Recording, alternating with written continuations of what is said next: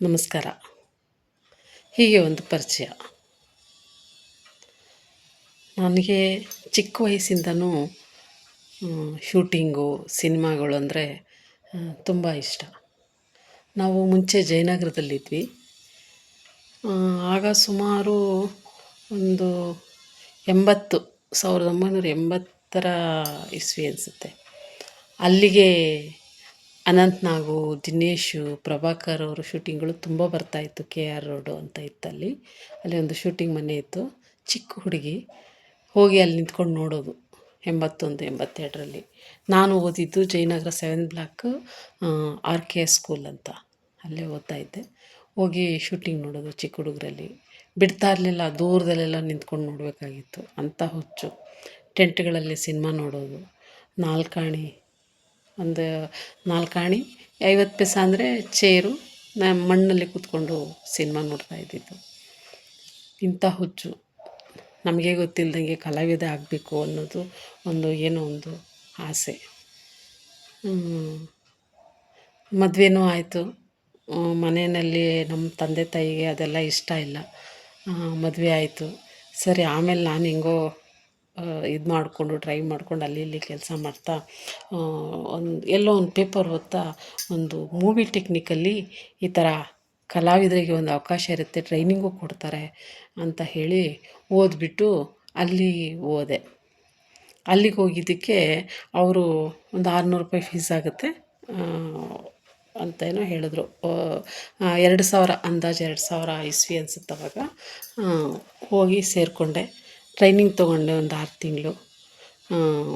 Training ತೊಗೊಂಡಾದ್ಮೇಲೆ ಅವರು ಕಲಾವಿದೆ ಆಗ್ಬೋದಮ್ಮ, ನೀನು ಆರ್ಟಿಸ್ಟ್ ಆಗ್ಬೋದು. ಆಗ ನಂಗೆ ಅಷ್ಟು ಇಂಟ್ರೆಸ್ಟ್ ಇತ್ತು, ಆರ್ಟಿಸ್ಟ್ ಆಗಬೇಕು, ಡೈಲಾಗ್ಗಳು ಹೇಳಬೇಕು ಅಂತ. ಇಂಥವ್ರಂತ ಏನಲ್ಲ, ನಾನು ಇಂಥ ರಾಜ್ಕುಮಾರ್ ಅಭಿಮಾನಿ, ವಿಷ್ಣುವರ್ಧನ್ ಎಲ್ಲ ಸಿನಿಮಾಗಳು ನೋಡ್ತಾಯಿದ್ದೆ. ಎಲ್ಲ ಕಲಾವಿದರು ಇಷ್ಟ ಆಗ್ತಾಯಿದ್ರು ಅಂತ ಹೇಳಿದ್ರು. ಆಮೇಲೆ ಮೂವಿ ಟೆಕ್ನಿಕಲ್ ಟ್ರೈನಿಂಗ್ ಆಯಿತು. ಫಸ್ಟು ಅಲ್ಲೇ ಒಂದು ಅವಕಾಶ ಸಿಕ್ತು. ಒಂದು ತಮಿಳ್ ಪಿಕ್ಚರು, ವೀರವೇಲ್ ವೆಟ್ರವೇಲ್ ಅಂತ ಒಂದು ಸಿನಿಮಾದಲ್ಲಿ ಮಾಡಿದೆ. ಬಟ್ ಆ ಸಿನಿಮಾ ರಿಲೀಸ್ ಆಗಲಿಲ್ಲ. ಹೀಗೆ ನಡೀತಾ ಇತ್ತು. ಅಲ್ಲಿಂದ ಅವಾಗೆಲ್ಲ ಜಾಸ್ತಿ ಚಾನಲ್ಗಳಿರಲಿಲ್ಲ. ಚಂದನದಲ್ಲಿ ಮಾತ್ರ ಮಾಡ್ತಾಯಿದ್ವಿ. ಚಂದನ ಒಂದು ಇದು ಚಾನಲ್ ಇದ್ದಿದ್ದು. ಅಲ್ಲಿಯೂ ಅಷ್ಟು ಅವಕಾಶಗಳಿಗೋಸ್ಕರ ತುಂಬ ಓಡಾಡೋದು, ಅಲ್ಲಿ ಹೋಗಿ ಆಡಿಷನ್ಸ್ಗಳು ಕೊಡೋದು, ಈ ಥರ ಎಲ್ಲ ಮಾಡ್ತಾ ಪಾಪ ಪಾಂಡು ಆವಾಗ ಬರ್ತಾಯಿದ್ದು. ಪಾಪ ಪಾಂಡು ಸಣ್ಣ ಪುಟ್ಟ ಒಂದೊಂದು ದಿವಸದ್ದು ಅವಕಾಶಗಳು ಅವಕಾಶಗಳು ಸಿಗ್ತಾಯಿತ್ತು. ಹೀಗೆ ಒಂದು 4-5 ವರ್ಷ ಕಳೀತು. ಆಗೊಂದು ಈಗೊಂದು ಅವಕಾಶ ಚಂದನ ಇತ್ತು. ಆಮೇಲೆ ಉದಯ ಟಿ ವಿ ಬಂತು. ವಠಾರದಲ್ಲಿ ಮಾಡಿದೆ. ಉದಯ ಟಿ ವಿಯಲ್ಲಿ ಮಧ್ಯಾಹ್ನ ಸೀರಿಯಲ್ಗಳಲ್ಲೆಲ್ಲ ಒಂದು ಸ್ವಲ್ಪ ಅವಕಾಶಗಳು ಸಿಕ್ತು. ಒಂದೊಂದು ದಿವಸ 2 ದಿವಸ ಹೀಗೆ ಮಾಡಿಕೊಂಡು ವಠಾರದಲ್ಲಿ ಕ್ಲೈಮ್ಯಾಕ್ಸ್ ಲಾಸ್ಟ್ ಎಂಡಲ್ಲಿ ನನಗೆ ಒಂದಷ್ಟು ಅವಕಾಶಗಳು ಸಿಕ್ಕಿತ್ತು. ಹೋಗಿ ಮಾಡಿದೆ. ಬನ್ನೇರುಘಟ್ಟದಲ್ಲಿ ಶೂಟಿಂಗ್ ಇತ್ತು, ತುಂಬ ಚೆನ್ನಾಗಿತ್ತು ಟೀಮು. ಅಲ್ಲಿ ಮಾಡ್ತಾಯಿದ್ದೆ. ಅದಾದಮೇಲೆ ನನಗೆ ಇದ್ದಕ್ಕಿದ್ದಂಗೆ ನಾನು ತುಂಬ ದಪ್ಪ ಇದ್ದೆ. ಸ್ಪೈನಲ್ ಕಾರ್ಡ್ ಏನೋ ಪ್ರಾಬ್ಲಮ್ ಆಗಿ ಕಾಲು ಜೋಮ್ ಬರೋಕ್ಕೆ ಶುರುವಾಯಿತು. ಕಾಲು ಜೋಮ್ ಬರೋಕ್ಕೆ ಶುರುವಾದಾಗ ಮನೆಯಲ್ಲೆಲ್ಲ ಏನಂದರು, ಮೋಸ್ಟ್ಲಿ ಯಾರಾದರೂ ಮಾಟ ಮಂತ್ರ ಮಾಡಿಸಿರ್ಬೇಕೇನೋ, ಕಾಲು ಬಿದ್ದೋಗಿದೆ, ಬಲಗಾಲು ಸ್ವಾಧೀನ ಇಲ್ಲ ಅಂತ ಹೇಳಿ ಇದು ಮಾಡಿದ್ರು. ಆಮೇಲೆ ಆ ಕಡೆ ಈ ಕಡೆ ಆಸ್ಪತ್ರೆಗೆ ತೋರಿಸಿದ್ದಕ್ಕೆ, ಇಲ್ಲ ಸ್ವಲ್ಪ ಡಿಸ್ಕ್ ಪ್ರಾಬ್ಲಮ್ ಆಗಿದೆ, ನೀವು 1 ತಿಂಗಳು ಬೆಡ್ ರೆಸ್ಟ್ ಮಾಡಿ, ಸೊಂಟಕ್ಕೆ ಬೆಲ್ಟ್ ಕಟ್ಕೊಂಡು ಮಣ್ಣಿಂದು ಚೀಲ ಕಟ್ಕೊಂಡು ಕೆಳಗಡೆ ರೆಸ್ಟ್ ಮಾಡಿ ಸರಿ ಹೋಗುತ್ತೆ ಅಂತ ಹೇಳಿದ್ರು. ಸುಮಾರು ಒಂದು 20 ದಿವಸ ಹಾಗೆ ಮಲಗಿದೆ. ಬೆಲ್ಟ್ ಹಾಕ್ಕೊಂಡು ಮಣ್ಣಿನ ಚೀಲಗಳನ್ನ 2 ಕಡೆಗೆ ಕಟ್ಕೊಂಡು ಮಲ್ಕೊಂಡಿದ್ದೆ. ಬಟ್ ಏನು ಕಮ್ಮಿ ಆಗಲಿಲ್ಲ. ಕಾಲು ವಿಪರೀತ ಜೋಮು, ಕಾಲು ಹೆಜ್ಜೆ ಇಡೋಕ್ಕಾಗ್ತಾಯಿಲ್ಲ. ಕೆಲವು ಕಡೆ ಬಾಡಿ ವೆಯ್ಟು ನಿಮಗೆ ಅಂತ ಹೇಳಿದ್ರು. ಏನು ಮಾಡಬೇಕು ಅಂತ ತೋಚಲಿಲ್ಲ. ಆವಾಗ ಸ್ವಲ್ಪ ದುಡ್ಡಿನ ಪರಿಸ್ಥಿತಿನೂ ಅಷ್ಟು ಚೆನ್ನಾಗಿರಲಿಲ್ಲ ನಮಗೆ.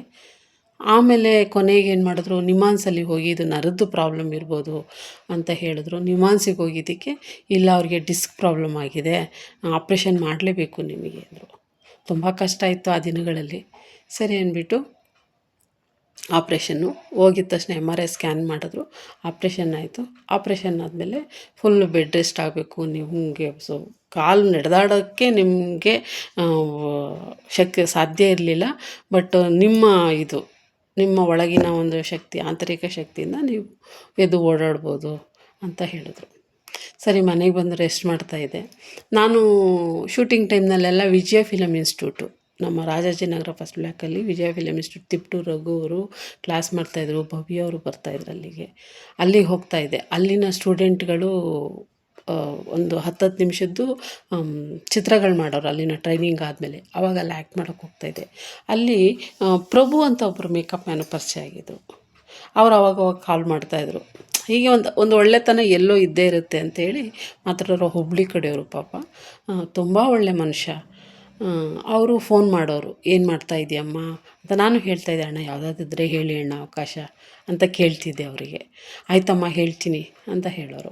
ಅಲ್ಲಿ ವಿಜಯ್ ಫಿಲ್ಮ್ಗೆ ಹೋದಾಗ ಏನಂತ ಪೇಮೆಂಟ್ ಏನು ಕೊಡ್ತಿರಲಿಲ್ಲ, ಹೋಗಿ ಬರೋದಕ್ಕೆ ಏನೋ ಒಂಚೂರು ಖರ್ಚಿಗಂತ ಕೊಡೋರು ಅಷ್ಟೇ, 100 200. ನಾನು ಆಪ್ರೇಷನ್ ಮಾಡಿಕೊಂಡು ಬೆಡ್ ರೆಸ್ಟಲ್ಲಿರಬೇಕಾದ್ರೆ ಈ ಪ್ರಭು ಅಣ್ಣವರು ನನಗೆ ಫೋನ್ ಮಾಡಿದ್ರು. ಏನಮ್ಮ ಏನು ಮಾಡ್ತಾ ಇದೀಯಾ ಅಂತ. ಅವರು ಸಿನಿಮಾ ಮೇಕಪ್ ಮ್ಯಾನು. ಇಲ್ಲ ಅಣ್ಣ, ಈ ಥರ ನನಗೆ ಆಪ್ರೇಷನ್ ಆಯಿತು, ನಾನು ಈ ಥರ ಮನೇಲಿ ರೆಸ್ಟ್ ಮಾಡ್ತಾಯಿದ್ದೀನಿ ಅಂತ ಹೇಳಿದೆ. ಆವಾಗ ಹೌದಾ, ಒಂದು ಕೆಲಸ ಮಾಡಮ್ಮ, ನೀನು ಹೇರ್ ಸ್ಟೈಲ್ ಕೆಲಸ ಮಾಡ್ತೀಯಾ ಅಂತಂದರು. ಅಯ್ಯೋ ಅಣ್ಣ, ನನಗೆ ಅವೆಲ್ಲ ಬರಲ್ಲ ಅಣ್ಣ, ನಾನು ಆರ್ಟಿಸ್ಟ್ ಆಗಬೇಕು ಅಂತ ನನಗೆ ತುಂಬ ಆಸೆ. ಇಲ್ಲಮ್ಮ, ಇವಾಗ ನೀನು ರೆಸ್ಟಲ್ಲಿ ಇದೆಯಲ್ವಾ, ಈಗ ಸದ್ಯಕ್ಕೆ ಕೆಲಸ ಮಾಡ್ತಾಯಿರು, ನಿನಗೆ ಸ್ವಲ್ಪ ಸಂಪಾದನೆಯೂ ಆಗುತ್ತೆ, ಆಮೇಲೆ ಬೇಕಾದರೆ ಹಾಗೆ ನೀನು ಇದು ಮಾಡ್ಕೊಂಬಿಡಿಯಾ ಅಂತಂದರು. ಸರಿ ಅಣ್ಣ ಆಯಿತು ಅಂತಂದೆ. ಏನೋ ಒಂದು ಹೇಳಿದ್ರಲ್ವ, ಒಂದು ದುಡಿಮೆಗೆ ಒಂದು ದಾರಿ ಆಯಿತು ಅಂತ ಹೇಳ್ಬಿಟ್ಟು, ಈ ಫೀಲ್ಡಲ್ಲೇ ಇರ್ತೀವಲ್ಲ ಅನ್ನೋದು ಒಂದು ಗ್ಯಾರಂಟಿ ಇತ್ತು. ಸರಿ ಎಲ್ಲಿ ಶೂಟಿಂಗು ಅಂತ ಕೇಳಿದಾಗ ಕುಂದಾಪುರದಲ್ಲಿ ಶೂಟಿಂಗು ಅಂತಂದರು. ಕುಂದಾಪುರದಲ್ಲಿ ಒಂದು 20 ದಿವಸ ಶೂಟಿಂಗ್ ಇರುತ್ತೆ, ಬಾಮ್ಮ ಕೆಲಸ ಮಾಡಿವಂತೆ, ಒಂದು 400-450 ರೂಪಾಯಿ ಕೊಡ್ತಾರೆ ಒಂದು ದಿನದ ಪೇಮೆಂಟು ಅಂತಂದರು. ನನಗದೆಲ್ಲ ಗೊತ್ತಿಲ್ಲ, ಅಭ್ಯಾಸ ಇಲ್ಲ, ಶೂಟಿಂಗ್ ಮಾಡೋ ಅಭ್ಯಾಸ, ಬಟ್ಟು ಹೋಗಿ ಹೇರ್ ಸ್ಟೈಲ್ ಮಾಡೋದು ಅವೆಲ್ಲ ಏನೂ ಗೊತ್ತಿರಲಿಲ್ಲ. ಅವರೇ ಹೇಳಿದ್ರು, ಒಂದಷ್ಟು ಪಿನ್ನು ಏನೇನೋ ತೊಗೊಬಮ್ಮ ಅಂತ ಹೇಳಿದ್ರು. ಸರಿ ಪಿನ್ನೆಲ್ಲ ತೊಗೊಂಡು ಕುಂದಾಪುರಕ್ಕೆ ಹೋದೆ. ಅದು ನೋಡಿದ್ರೆ ದೊಡ್ಡ ಪಿಕ್ಚರು, ತುಂಬ ಜನ ಆರ್ಟಿಸ್ಟ್ಗಳಿದ್ದಾರೆ ಅಲ್ಲಿ. ಅವಿನಾಶು, ಪದ್ಮವಸಂತಿ, ಜ್ಯೋತಿ, ಲಕ್ಷ್ಮೀ ದೇವಮ್ಮ, ದೊಡ್ಡ ದೊಡ್ಡ ಆರ್ಟಿಸ್ಟ್, ತುಂಬ ದೊಡ್ಡ ಕುಟುಂಬದ ಸ್ಟೋರಿ ಅದು. ನನಗೆ ಹೆದರಿಕೆ ಆಯಿತು, ಹೆಂಗಣ್ಣ ನನಗೆ ಇಲ್ಲೆಲ್ಲ ಕೆಲಸ ಮಾಡಿ. ಏನಿಲ್ಲಮ್ಮ, ಜಡೆ ಹಾಕಷ್ಟೇ, ಯಾಕೆ ತಲೆ ಕೆಡಿಸ್ಕೊತೀಯ, ಮಾಡು ಅಂತಂದರು. ಆಮೇಲೆ ಹೋದೆ, ನೈಟು ಉಳ್ಕೊಂಡೆ, ಬೆಳಗ್ಗೆ ಶೂಟಿಂಗ್ ಹೋದೆ. ಶೂಟಿಂಗ್ ಶುರುವಾಯಿತು. ಅಯ್ಯಪ್ಪ ಬಂದು ಪಕ್ಕದಲ್ಲಿ ನಿಂತ್ಕೊಂಡಿದ್ರು. ಹಿಂಗೆ ಮಾಡು ಹಂಗೆ ಮಾಡು ಅಂತ ಹೇಳಿಕೊಟ್ರು. ಸರಿ ಮಾಡಿದೆ. 2 ದಿವಸ ಕೆಲಸ ಮಾಡಿಬಿಟ್ಟೆ. ಹಂಗೆ ಮಾಡಿ 2 ದಿವಸ ಕೆಲಸ ಮಾಡೇ ಬಿಟ್ಟೆ, ಆಗಿದ್ದಾಗಿರಲಿ ಅಂತ. ಅಯ್ಯಪ್ಪ ಪಕ್ಕದಲ್ಲಿದ್ರಲ್ವ ಹಾಗೆ.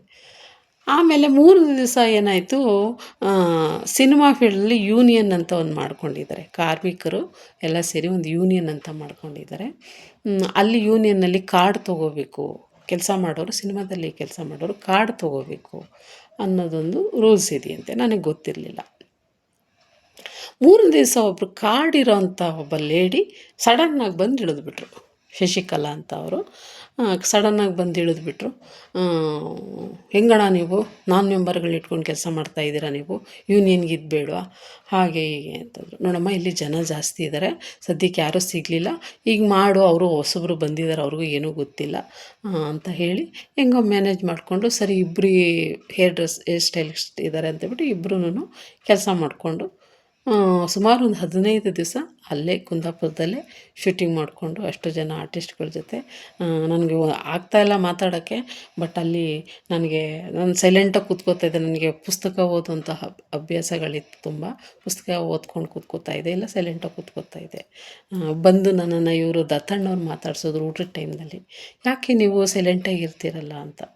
ಸರ್, ನನಗಿದು ಹೊಸದು ಗೊತ್ತಿಲ್ಲ, ಆರ್ಟಿಸ್ಟಾಗಿ ಹಿಂಗೆ ಮಾಡ್ತಾಯಿದ್ದೆ, ಈ ಥರ ಪ್ರಾಬ್ಲಮ್ ಆಗಿದ್ದಕ್ಕೆ ಹಿಂಗೆ ಮನೆಯಲ್ಲಿದ್ದೆ. ಹೌದಾ, ಏನು ಹೆದರಬೇಡಿ, ಮಾಡಿ ಎಲ್ಲ ಒಂದು ಏನು ತುಂಬ ಚೆನ್ನಾಗಿ ಅವರು ಒಂಥರ ಧೈರ್ಯ ಬರೋ ಥರ ಮಾತುಗಳನ್ನು ಹೇಳಿದ್ರು. ಒಂಥರ ನಗ್ನಗ್ತಾ ಒಂಥರ ಕ್ಲೋಸಾಗಿ ಮಾತಾಡೋ ಥರ ಮಾತಾಡಿದ್ರು. ಖುಷಿ ಆಯಿತು ನನಗೆ ನೋಡಿ, ಎಷ್ಟು ಸೀನಿಯರ್ ಆರ್ಟಿಸ್ಟ್ ಆದ್ರೂ ಎಷ್ಟು ಚೆನ್ನಾಗಿ ಮಾತಾಡಿದ್ರಲ್ಲ ಅಂತ. ಹೀಗೆ ಜರ್ನಿ ಶುರುವಾಯಿತು. ಆದರೂ ನಾನು ಅಲ್ಲೊಂದು ಇಲ್ಲೊಂದು ಸೀರಿಯಲ್ಗಳಲ್ಲಿ ಅವಕಾಶಗಳು, ಮಾಂಗಲ್ಯ, ರಂಗೋಲಿ, ವಾತ್ಸಲ್ಯ, ಸುಮಾರು ಸೀರಿಯಲ್ಗಳಲ್ಲಿ ಮಾಡ್ತಲೇ ಇದ್ದೆ. ಜೊತೆಗೆ ಹೇರ್ ಸ್ಟೈಲ್ ಕೆಲಸನೂ ಮಾಡ್ತಾಯಿದ್ದೆ. ಆಮೇಲೆ ಹೇರ್ ಸ್ಟೈಲ್ಗೆ ಇಲ್ಲ ಯೂನಿಯನ್ ಕಾರ್ಡ್ ತೊಗೊಳ್ಳೇಬೇಕು ಅಂದಾಗ ನಾನು ಮತ್ತೆ ಅಲ್ಲಿಗೆ ಹಣ ಕಟ್ಟಿ, ನಾನು ಒಂದು 60,000ನೋ 80,000ನೋ ಇತ್ತು, ಕಟ್ಟಿ ಯೂನಿಯನ್ ಕಾರ್ಡ್ ಮಾಡಿಸ್ಕೊಂಡು ಕೆಲಸ ಮಾಡೋಕ್ಕೆ ಶುರುವಾದೆ. ಕೆಲಸ ಮಾಡೋಕ್ಕೆ ಅಂದರೆ ಸ್ವಲ್ಪ ಸಂಸಾರದ ಜವಾಬ್ದಾರಿ ಇತ್ತು, ಮಕ್ಕಳೆಲ್ಲ ಚಿಕ್ಕ ಚಿಕ್ಕವರು ಓದ್ತಾಯಿದ್ರು. ಹಾಗಾಗಿ ಕೆಲಸ ಮಾಡೋಕ್ಕೆ ಶುರುವಾದೆ. ತುಂಬ ಚೆನ್ನಾಗಿ ಕೆಲಸ ಮಾಡಿದೆ. ಇವತ್ತು ಈ ಮೈಸೂರಲ್ಲಿದ್ದರೆ ನಾಳೆ ಮಂಗಳೂರು, ಈ ಥರ ಎಲ್ಲ ಶೂಟಿಂಗ್ಗಳಲ್ಲಿ ಕೆಲಸ ಮಾಡ್ತಾಯಿದ್ದೆ. ಬ್ಯುಸಿಯಾಗಿ ಕೆಲಸ ಮಾಡ್ತಾಯಿದ್ದೆ. ನನಗೆ ಈ ಕಾಲಿಂದಿದ್ದು ಪ್ರಾಬ್ಲಮ್ ಗೊತ್ತೇ ಆಗಲಿಲ್ಲ. ಕಾಲು ಅವಾಗವಾಗ ಜೋಮ್ ಬರ್ತಾಯಿತ್ತು, ಆದರೂ ಒಂದಷ್ಟೇನೋ ಟ್ಯಾಬ್ಲೆಟ್ಗಳು ತೊಗೊಳ್ಳೋದು ಸುಮ್ಮನಾಗ್ಬಿಡ್ತಾಯಿದ್ದೆ. ಹೀಗೆ ಕೆಲಸ ಮಾಡ್ತಾ ಕಂಪ್ನಿ ಅಂತ ಇಲ್ಲಿ ಯೂನಿಯನ್ನಲ್ಲಿ ಒಂದು ಸಿನಿಮಾ ಶೂಟಿಂಗ್ ಮಾಡಬೇಕಾದ್ರೆ ಕಂಪ್ನಿಗಂತ ಒಂದಷ್ಟು ಜನ ಟೆಕ್ನಿಷಿಯನ್ ಇರ್ತಾರೆ. ಪರ್ಸ್ನಲ್ಲಿಗೆ ಅಂತ ಒಂದಷ್ಟು ಜನ, ಅಂದರೆ ಮೇಕಪ್ ದೊಡ್ಡ ಹೀರೋಯಿನ್ ಆದರೆ ಪರ್ಸ್ನಲ್ಲಾಗಿ ಅವರಿಗೆ ಮೇಕಪ್ ಮ್ಯಾನು, ಹೇರ್ ಸ್ಟೈಲಿಸ್ಟು, ಅವ್ರಿಗೆ ಪ್ರೊಡಕ್ಷನ್ನವರು ಮತ್ತು ಇವರು ಕಾಸ್ಟ್ಯೂಮ್ ಡಿಸೈನರ್, ಪರ್ಸ್ನಲ್ಲಾಗಿ ಆಯಾ ಆರ್ಟಿಸ್ಟ್ಗಳು ಅವ್ರಿಗೆ ತಗೋತಾರದೆಲ್ಲ ಹೀಗೆಲ್ಲ ಗೊತ್ತಾಗಿದೆ ಎಲ್ರಿಗೂ. ಹೀಗೆ ಒಂದು ದಿವಸ ನಾನು ಪರ್ಸ್ನಲ್ಲಾಗಿ ಯಾರಿಗೂ ನಾನು ಪರ್ಸ್ನಲ್ ಹೋಗಿರಲಿಲ್ಲ ಇದುವರೆಗೆ, ಯಾವ ಆರ್ಟಿಸ್ಟ್ಗೂ. ಕಂಪ್ನಿಗೋಸ್ಕರ ಮಾಡ್ತಾಯಿದ್ದೆ. ತುಂಬ ಜನ ಆರ್ಟಿಸ್ಟ್ಗಳ ಜೊತೆ ಕೆಲಸ ಮಾಡಿದೆ ನಾನು. ರಾಧಿಕಾ ಪಂಡಿತ್, ಹರ್ಷಿತಾ ಪೂಣಚ್ಚ, ಹರ್ಷಿತಾ ಪೂಣಚ್ಚ ಫಸ್ಟು ಪಿಕ್ಚರು ನಾನೇ ವರ್ಕ್ ಮಾಡಿದ್ದು ಅವರಿಗೆ. ತುಂಬ ಚೆನ್ನಾಗಿ ನಮ್ಮ ಜೊತೆ ಎಲ್ಲ ಹೊಂದ್ಕೊಂಡು ಮಾತಾಡಿಕೊಂಡು ಇರ್ತಿದ್ರು. ಸುಮಾರು ಜನ ಆರ್ಟಿಸ್ಟ್ಗಳು, ನಿಧಿ ಸುಬ್ಬಯ್ಯ, ಹರಿಪ್ರಿಯಾ, ಸುಮಾರು ಜನ ಎಲ್ಲ ಒಂಥರ ಮರ್ತಂಗಾಗಿದೆ ಈಗ. ಅವ್ರ ಜೊತೆಲ್ಲ ವರ್ಕ್ ಮಾಡ್ತಾಯಿದ್ದೆ ನಾನು. ಒಂಥರ ಪಳಗಿದೆ, ನಾನು ಕೆಲಸದಲ್ಲಿ ಪಳಗಿದೆ. ಹೇರ್ ಸ್ಟೈಲಿಸ್ಟಾಗಿ ಕೆಲಸ ಮಾಡ್ತಾಯಿದ್ದೆ. ಕೊನೆಗೆ ಒಬ್ಬರು ಈ ಥರ ಯಾರೋ ಇನ್ನೊಂದು ಹೀರೋಯಿನ್ನಿಗೆ ಪರ್ಸ್ನಲಾಗಿ ಹೋಗ್ಬೇಕಂತೆ, ಹೋಗ್ತೀಯ ಮಂಜುಳಾ ಅಂತ. ಆ ಹೀರೋಯಿನ್ ಬಗ್ಗೆ ಸ್ವಲ್ಪ ಹೇಳಿದ್ರು ಇಂಡಸ್ಟ್ರಿಯಲ್ಲಿ. ಇಲ್ಲ, ಆ ಅಮ್ಮನ ಜೊತೆ ಕೆಲಸ ಮಾಡೋಕ್ಕಾಗಲ್ಲ, ತುಂಬ ಕಿರಿಕಿದೆ, ನಿಮ್ಮ ಕೈಲಿ ಆಗಲ್ಲ ಬಿಡಿ, ನೀವು ನೋಡಿದ್ರೆ ಈ ಥರ ಬೇಡ ಬಿಡಿ, ಹೋಗಬೇಡಿ, ಇನ್ನೇನು ಕಂಪ್ನಿ ಪೇಮೆಂಟಿಗೆ ಕೊಡ್ತಾರೆ, ಅವರೇನು ನಿಮಗೆ ಪರ್ಸ್ನಲ್ಲಾಗಂತ ಜಾಸ್ತಿ ಏನು ಕೊಡೋದಿಲ್ಲ, ಬಟ್ ಹೆಸರಿರುತ್ತೆ ಅಂತ. ಹೀರೋಯಿನ್ ಹತ್ರ ಪರ್ಸ್ನಲಾಗಿ ಮಾಡ್ತಿದ್ದಾಳೆ ಮಂಜುಳಾ ಅಂತಂದರೆ ಒಂದು ಹೆಸರಿರುತ್ತೆ ಅಷ್ಟೇ ಅಂತಂದರು. ಆಯಿತು ನೋಡೋಣ, ಇದು ಒಂದು ಎಕ್ಸ್ಪೀರಿಯೆನ್ಸ್ ಆಗಿಬಿಡ್ಲಿ ಬಿಡು. ಒಂದೊಂದು ಸಲ ಖಾಲಿ ಕೂತ್ಕೊಂಡ್ಬಿಡ್ತಾಯಿದ್ವಿ ಕೆಲಸಗಳಿಲ್ದಿರ, ಶೂಟಿಂಗ್ಗಳಿಲ್ದಿರ. ಆವಾಗ ಸರಿ ಮಾಡೋಣ ಬಿಡಿ, ಅಯ್ಯಮ್ಮನ ಜೊತೆನೂ ಮಾಡೋಣ ಅಂತೇಳಿ. ಅಯ್ಯಮ್ಮ ಆವಾಗ ಸ್ವಲ್ಪ ಹೆಸರಾಗಿದ್ದಂದ್ರೆ ಅವ್ರ ಹೆಸರು ಹೇಳೋದು ಬೇಡ, ಯಾಕೆಂದರೆ ಅವರಿಂದ ಒಂದು ಘಟನೆ ನಡೆದಿದೆ, ಅದಕ್ಕೋಸ್ಕರ ಹೇಳೋದು ಬೇಡ ಅಂತ ಇಷ್ಟಪಡ್ತೀನಿ. ಹೋದೆ. ಅವರು ಮನೆ ಬಂದು ಬಸವೇಶ್ವರ ನಗರ, ಅವ್ರ ಮನೆ ಹತ್ರನೇ ಬೆಳಗ್ಗೆ ಹೋಗಬೇಕಾಗಿತ್ತು. ಬೆಳಗ್ಗೆ ಹೋಗಿ ಅಮ್ಮ ರೆಡಿ ಆದಮೇಲೆ ಅಲ್ಲಿಂದ ಕಾರ್ ತೊಗೊಂಡು, ಕಾರಿಗೆಲ್ಲ ಅಷ್ಟು ಸಾಮಾನು, ಬೆಳಗ್ಗೆ ತಿಂಡಿ ಮಾಡೋಕ್ಕೂ ಸಹ ಪ್ಲೇಟು, ಮಧ್ಯಾಹ್ನ ಊಟ ಮಾಡೋದಕ್ಕೆ ತಟ್ಟೆ, ಚೇರು, ರಾತ್ರಿ ಅಕಸ್ಮಾತ್ ನೈಟ್ ಶೂಟಿಂಗ್ ಲೇಟ್ ಆಯಿತು ಅಂತಂದರೆ ದಿಂಬು ಸಮೇತ ಕಾರಲ್ಲಿ ಹಾಕ್ಕೊಂಡು ಅವ್ರು ಕೂತ್ಕೊಳ್ಳೋ ಚೇರು, ಆಮೇಲೆ ಅವ್ರ ತಾಯಿಗೆ ಪ್ಲೇಟು, ಅವ್ರ ತಾಯಿ ಊಟ ಮಾಡೋಕ್ಕೆ ತಟ್ಟೆ. ಶೂಟಿಂಗಲ್ಲೆಲ್ಲ ಇದ್ದರೂ ಅದೊಂದು ಕೆಲವರು ಆರ್ಟಿಸ್ಟ್ಗಳಿಗೆ ಅದೊಂದು ಎಲ್ಲ ತನ್ನದೇ ಆಗಬೇಕು ಅನ್ನೋದೊಂದಿದು. ಎಲ್ಲ ತುಂಬಿಕೊಂಡು ನಾವು ಕಾರಲ್ಲಿ ಹೋಗಬೇಕಿತ್ತು ಶೂಟಿಂಗ್ ಸ್ಪಾಟ್ಗೆ. ಮತ್ತು ಅಲ್ಲಿ ಹೋಗಿ ಅವ್ರಿಗೆ ತಿಂಡಿ ಏನು ಅದನ್ನೆಲ್ಲ ಕೊಟ್ಟು ಆಮೇಲೆ ಶಾರ್ಟ್ಗೆ ಇದು ಮಾಡಬೇಕು. ಹೀಗೆ ಆ ಅಮ್ಮನ ಜೊತೆ ಸುಮಾರು ಒಂದು 3-4 ಪಿಕ್ಚರ್ ವರ್ಕ್ ಮಾಡಿದೆ. ಹತ್ತತ್ರ 1 ವರ್ಷ ಇದ್ದೆ ಆ ಅಮ್ಮಂದು. ಅಲ್ಲಿ ನಡೆದ ಒಂದು ಸಣ್ಣ ಘಟನೆ ನಾನು ಹೇಳ್ತೀನಿ ನೆಕ್ಸ್ಟ್ ವಿಡಿಯೋದಲ್ಲಿ. ವಿಡಿಯೋ ನೋಡ್ತಾ ಇರಿ. ಇದು ಅಮೃತ್ ವಿಷನ್ಸ್ ಮೇಕರು. ಒಂದಷ್ಟು ಅನುಭವಗಳನ್ನು ಹಂಚ್ಕೊಳ್ಳೋಣ ಅಂತ ವಿಡಿಯೋ ನೋಡ್ತಾ ಇರಿ. ಸಬ್ಸ್ಕ್ರೈಬ್ ಮಾಡಿ. Thank you.